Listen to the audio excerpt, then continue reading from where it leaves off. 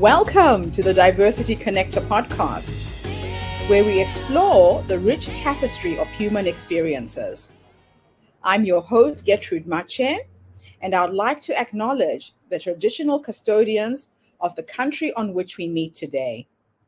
I would also like to pay my respects to elders, past, present, and emerging, and together as we dive into conversations that bridge cultures, challenge stereotypes, and celebrate the unique perspectives each of us brings to the table.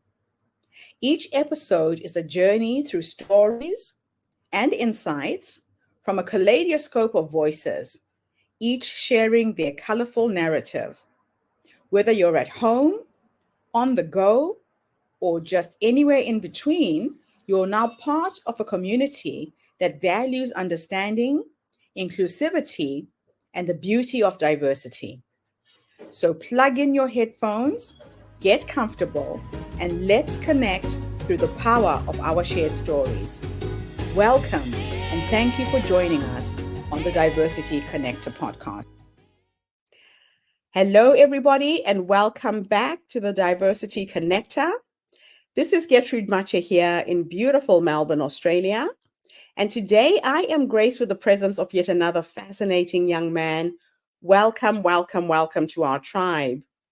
Please tell everybody your full name, where you're based, and share your story with us today.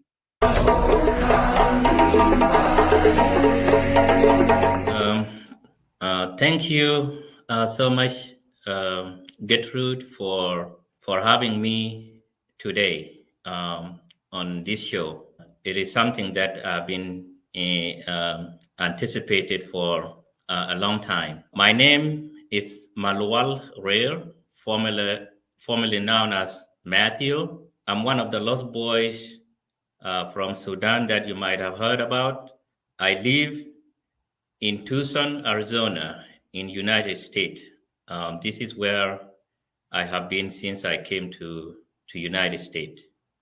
I'm so happy today to share my story with you and everyone who is watching and listening.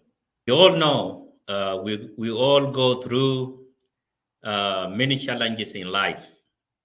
The civil war in Sudan, it started in 1983 when the Southerners said enough is enough of the oppression from Sudanese government in Khartoum. At that time, I was very young and innocent. I did not know what was going on. Life was good in my villages where I live, where I was born. And all of a sudden, when the war started, everything started to change. It was something that many of us who went through, who were young, to understand. And we were forced into it. Our villages were attacked, and we were forced out at gunpoint from our villages. So, as innocent as I was, I did not understand why about the war. And everything has changed, as I mentioned earlier. And that was in 1987 when the fighting broke out. I lost both my parents in that year. When my father died, we left with our mom. And we were very young. Less than a month later, my mom passed away, and it felt like the world has fallen apart. We didn't know what to do. It was a tragedy that is still running in my vein. So we were helpless. And at that time, the life of everyone in our village or in South Sudan as whole become miserable, whereby or no any other person that will take a responsibility to host children who are orphaned because they were struggling on their own. my sisters and brothers and I, who were left with little hope, we were at our auntie home.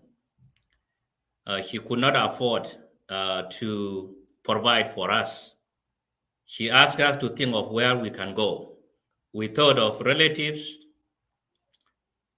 It was a difficult situation for me, and it's hard to describe. I love my parents. They were the important people in my life.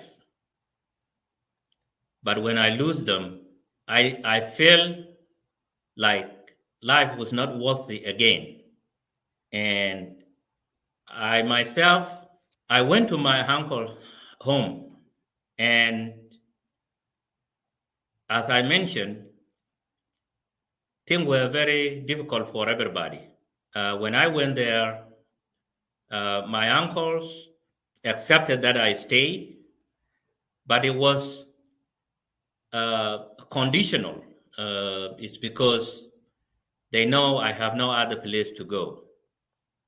My sibling also went to my relatives.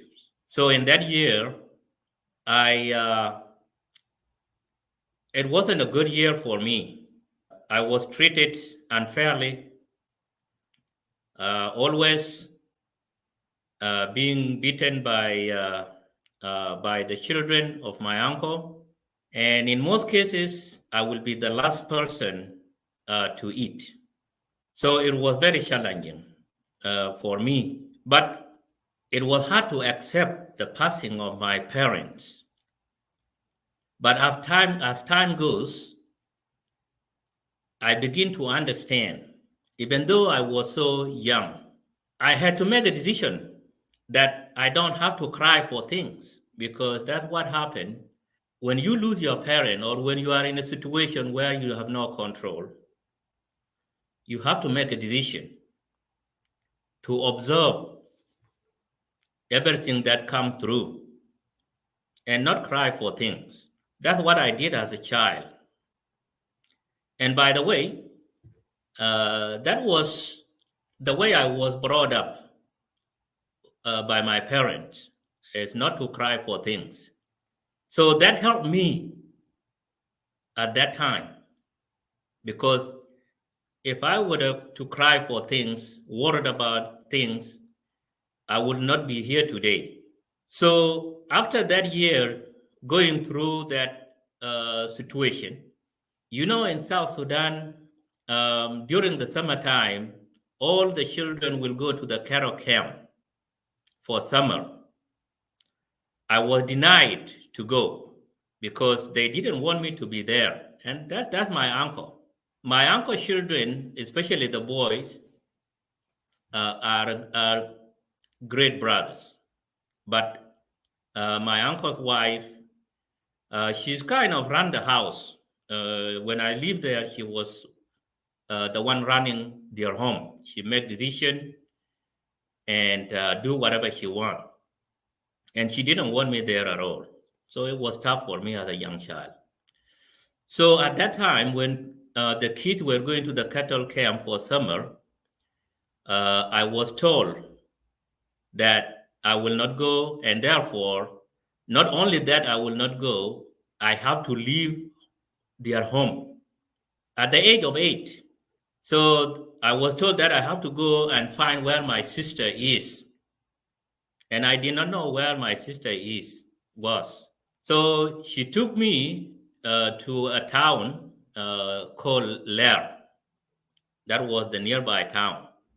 And I heard that my sister lived there. So when she took me over there, we couldn't find our sisters, my sister. We couldn't find my sister. And she said, if we don't find your sister, you're going to live here and figure it out yourself. But with the help of a good Samaritan, one of the soldiers, who happened to know my sister, because she left me there, and I was crying, did not know what to do. In a hot sun, almost 100 degree. So the soldier came to me and called me, hey, young boy, why are you crying? I say, well, I was dropped over here and I'm trying to find my sister. I don't know where she is.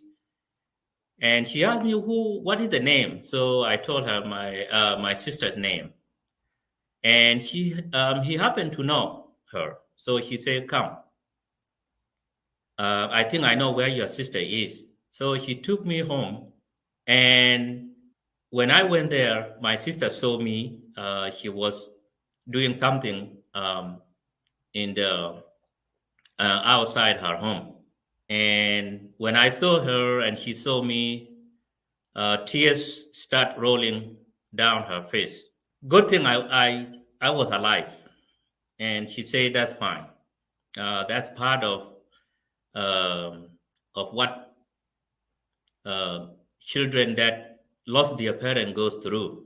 From there, I was enrolled into school, but soon the children there was a the go to school policy that was established by the SPLA, the rebel government, that all young children have to go to school.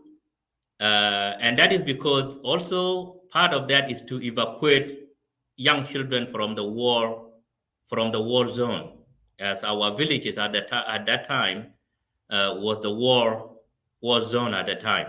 There was a lot of fighting. Young boys were arranged to leave to go to Ethiopia. I don't even know what Ethiopia was, where Ethiopia was.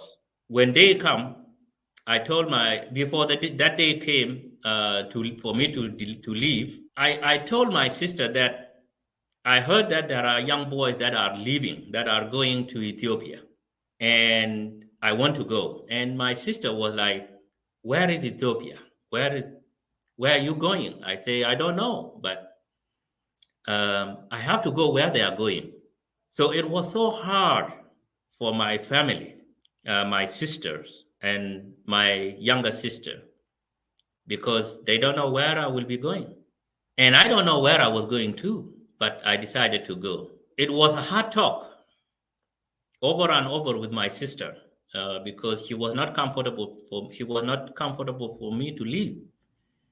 But I made my decision, and she accepted it. So when that day came, we were told that the bus will arrive, and anyone that would like to go have to go. So I left. My sister escorted me to the bus with tears rolling down her face. It was hard. So I left and joined about 20 or to 30 boys that were leaving. So we left that night, crossed River Nile, and ended up in a unknown place. When we get there, we were told that we have to walk to Ethiopia. It's another country. As a child, between the age of 7 and 15-year-old, without parents, we started to walk. I had made that decision that no matter what happened, I have to try. I didn't want to give up. It was a painful walk in a dangerous area where there are local communities also attacking people on the way, and the enemy that was forcing us out was following us. That is, we walk thousands of miles for a month until we reach Ethiopia. And when we get there, we live in a refugee camp. But before we went to the refugee camp, we were taken to the military training as young children, because part of that go to school policy for the SPLA, which is the rebel movement, is also is a plan because they run out of soldiers and we are growing. And every year they come to the camp, they will take the grown-up one. If you are strong that you can hold AK-47, you will be taken to front line to fight. That was part of the plan. We went to the military training, and after the military training, we were discharged. We went to the refugee camp, and we lived there for 3 years. And in 1991, Ethiopia fell into civil war by itself, and we were chased out at gunpoint, driven back to South Sudan, where we were forced out, walk across for a year. And in 1992, we end up in Kenya, walking. So the Kenyan government welcomed us. We live there in a harsh environment, refugee life that is, you can imagine. When we came to Kenya, the Kenya government welcomed us with an open arm. We live in Kakuma refugee camp in Kenya. It's an hostile environment, hot climate, with little food, because the number of the refugees is greater. When I was in the camp, I went to school. We enrolled into school, and I attended the school in the camp.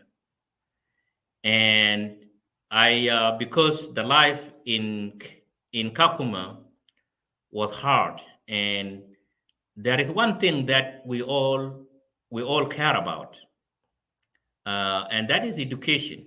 When we were in Kakuma, the education in Kenya is good, but the refugee education is not that as good as in Kenyan schools, because in the camp, the teachers are not getting paid well, and they don't teach well as the teachers in Kenyan school. So I managed to put myself into Kenyan school, where I run a little business.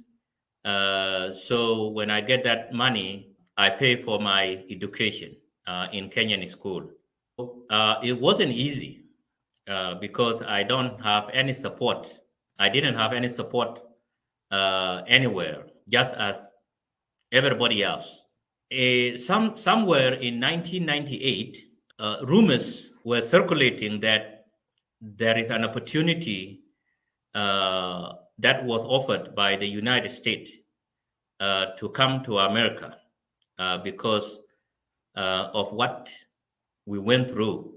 I didn't think that it was something that will bear fruits, because we have heard a lot of promises, but never happened.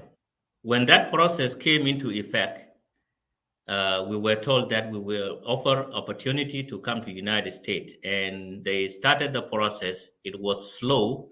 We start to see that the process is real.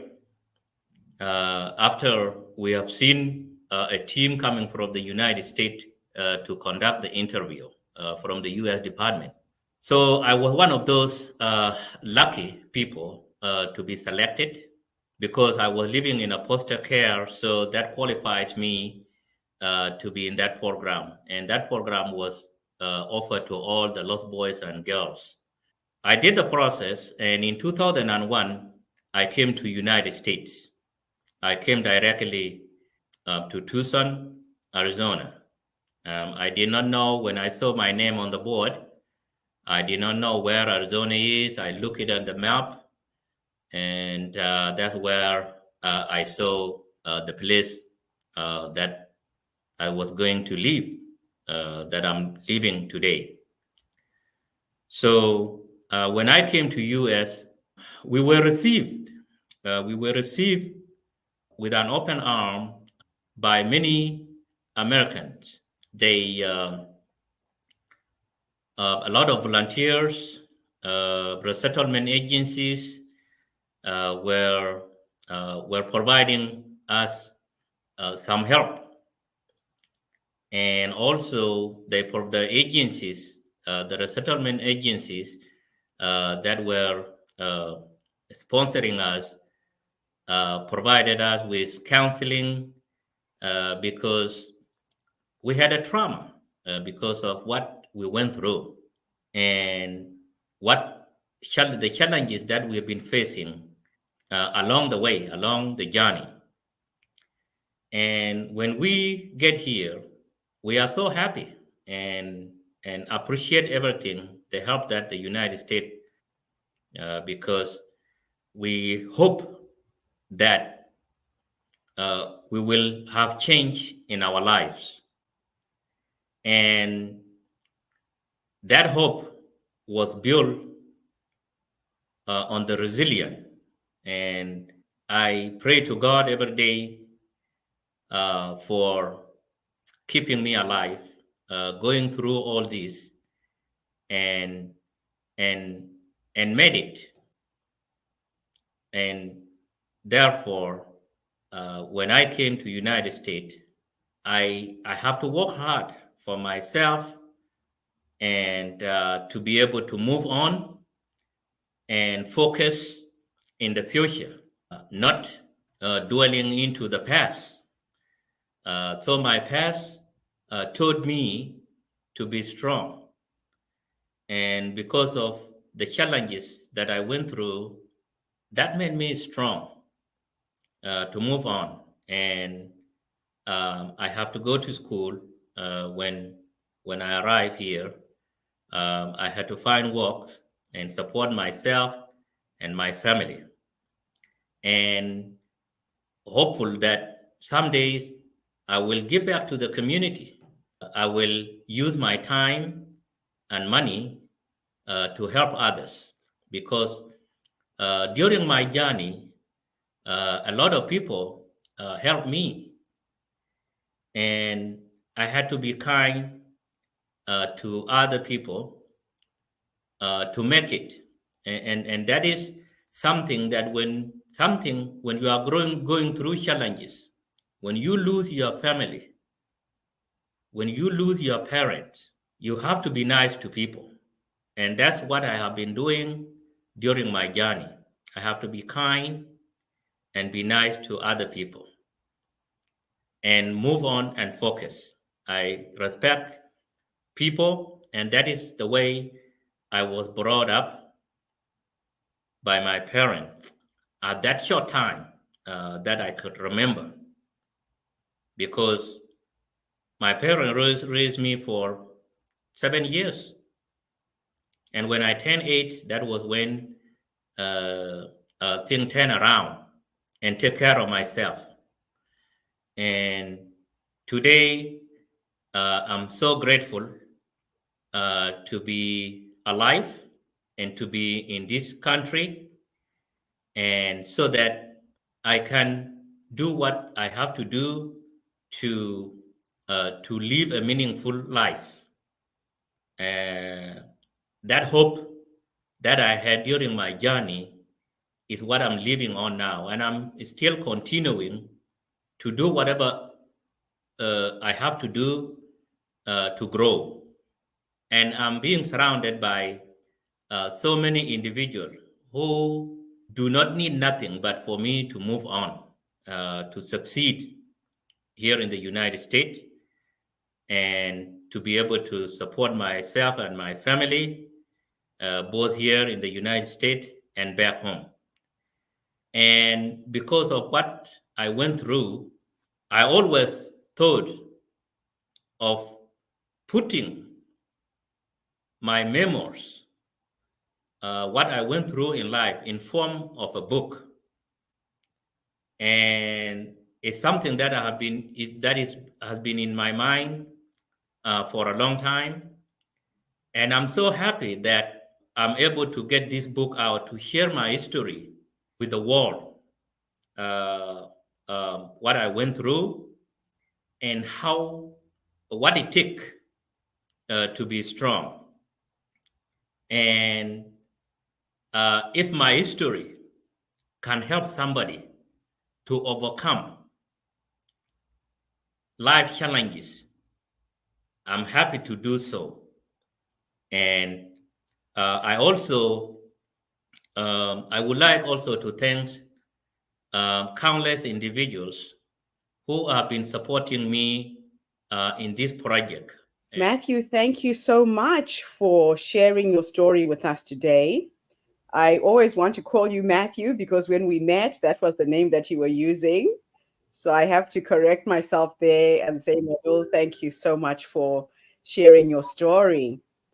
Now, when I listen to you speak, I realize that you went through so much as a young boy, some immense challenges. How have these experiences shaped your views on resilience and overcoming adversity, especially now in a diverse setting where you're working as a Black man in the United States?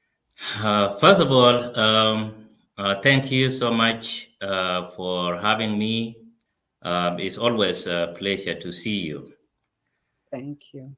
What I have been through in life, I have endured several hardships as I fled my home in Sudan to refugee camp in Ethiopia and Kenya. I faced physical challenges such as extreme weather condition, lack of food and water, injuries from violence and accident, psychological challenges which include trauma and violent or losses throughout my journey. One of the things that the worst part of this when I was going through these challenges, Mm-hmm. waking up in the morning and not seeing my parent beside me really breaks my heart because not having your parent beside you, you are helpless. And that is the situation, that is the feeling that I have during that time, let alone other many difficulties that I face on my way to foreign countries.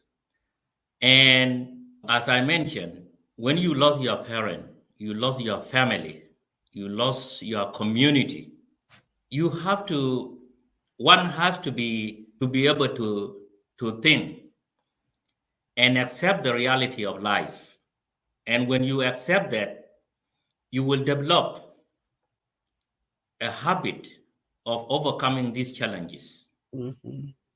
And some of those, wherever you go or wherever I have been during my journey, the people that I was seeing around me, that were around me, that I was with them, which I would refer as my fellow friends, family, became my family. Many of the lost boys that we were facing all these challenges together, we became a family. And I have to be nice to everyone around me, which is the way I was brought up by my parents, anyways. I have to be kind in order for you to fit into a place where you meet strangers. Because when we came, I met different people that I've never seen, I've never dreamed to meet in my life. And I was able to build that relationship with them, be nice to everyone around me, build that resilience because I have to believe in God. Even though I was young, accepting that I no longer have my parents, I have to do whatever I could to move on and be let down by what happened to my family. And I was able to manage as a child. It wasn't easy for me and many, and I will speak on my own self because when things get tough, it comes down to every individual. One of the things, as I mentioned, I'm always kind and hopeful that some days things will change Mm. and not to give up, and that keep me moving and overcome all these challenges. So, as a leader of the South Sudanese community in the US, what strategies have you found to be the most effective or engaging in uniting diverse groups within the diaspora? You know, leadership is is something that you earn. I started to involve in the community right before I came to US, and that is because I have built a good relationship with different with a diverse community. When we came here, when I came here to the United States, and I found it, when you are in a different place, you have to build a community where, and that indicate your identity. And I involved in the community. I've been a community organizer along with others, and try to help one another overcome the challenges of the new life, adjusting to a new culture.